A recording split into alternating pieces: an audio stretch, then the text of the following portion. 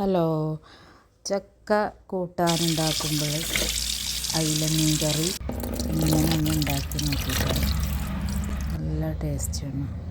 അയില കറി ഉണ്ടാക്കി, മാന്തൾ മീൻ ഫ്രൈ ആക്കി കറി ഉണ്ടാക്കാം.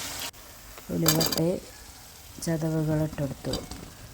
ചെറിയ ഉള്ളി, വെളുത്തുള്ളി, ഇഞ്ചി ഇതാണ് ചതച്ചെടുത്തത്. കറിവേപ്പില, പച്ചമാങ്ങ ഇട്ട് നല്ലോണം വഴറ്റി, മഞ്ഞൾ, മുളക്, വലിയ ജീരകം ഇട്ടെടുത്തുകൊണ്ട് നല്ലോണം തിളക്കുമ്പോൾ നമ്മൾ ക്ലീനാക്കി വെച്ച മീൻ ചെറിയ കഷ്ണങ്ങളാക്കി ഇട്ടുകൊടുക്കുക.